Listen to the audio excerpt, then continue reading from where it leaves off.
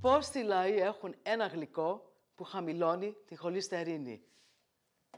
Εμείς, οι Έλληνες, με τον χαλβά μας. Ο χαλβάς έχει μία συγκεκριμένη εγγυημένη συνταγή και είναι πολύ εύκολη να τη θυμηθούμε όλοι. 1 λάδι, 2 φλιτζάνια σε μυγδάλι, 3 φλιτζάνια ζάχαρη και 5 νερό. Το πρώτο πράγμα που θα κάνουμε είναι το σιρόπι μας. 3 φλιτζάνια ζάχαρη, 5 φλιτζάνια νερό. 2 ξυλαράκια κανέλας, λίγο λεμόνι. Μόλις πάρει βράση, το αφήνω 2-3 λεπτά. Θέλουμε ένα πολύ ρευστό σιρόπι. Θα καβουρδίσουμε λιγάκι το κουκουνάρι και τα φιστίκια αιγίνης. Θέλει γύρω στα 3-4 λεπτά, σε σχετικά χαμηλή φωτιά. Θέλουμε επίσης, μόλις είναι έτοιμα, να τους βγάλουμε και από τη φωτιά και από το τηγάνι. Διότι το τηγάνι κρατάει τη θερμοκρασία του και συνεχίζεται το μαγείρεμα. Τώρα ήρθε η ώρα να φτιάξουμε τον χαλβά. Χρησιμοποιώ pop σιτίας. Ζεσταίνουμε το λάδι μέχρι λίγο πριν αρχίσει να καπνίζει. Το γυρίζουμε στην κατσαρόλα μέχρι να πάρει χρώμα. Το θέλουμε αυτό. Είναι πολύ σημαντικό να γυρίσουμε το μείγμα συνέχεια. Πρέπει να βγάλουμε την κανέλα και το λεμόνι. Έχω σβήσει τη φωτιά για ένα λόγο. Για να μην κάψω το πρόσωπό μου.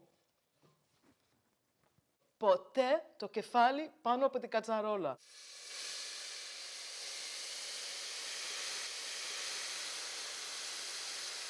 Δεν σταματάμε το ανακάτεμα. Ξέρουμε τι κοντεύουμε όταν οι φουσκάλες στην επιφάνεια είναι χοντρές. Το ελαιόλαδο, σε αυθονία στον χαλβά, βοηθάει στη μείωση της χολυστερίνης. Οι ξηροί καρποί όμως και τα ξερά φρούτα, εδώ σταφίδες, σουλτανίνες θα βάλω, προσθέτουν τα δικά τους θρεπτικά στοιχεία. Πάρα πολλά αντιοξυδωτικά. Κάτι που πάντα προσθέτω στο χαλβά μου είναι λίγο ξύσμα πορτοκάλι. Ανακατεύουμε για 20 με 25 λεπτά. Θα καταλάβουμε ότι είναι έτοιμο όταν αρχίζει να ξεκολλάει από τα τυχώματα της κατσαρόλας.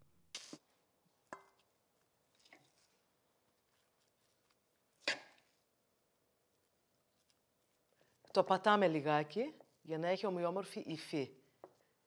Πρέπει να το αφήσουμε να κρυώσει για να βγει από την φόρμα και να είναι έτσι.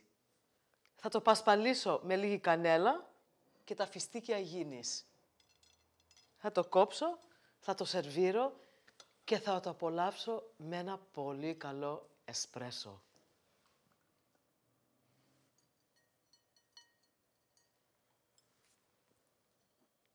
Ορίστε, ο υγιεινός μας χαλβάς. Πολύ αρωματικός, αλλά μας περιμένει και ένας αρωματικός καφές.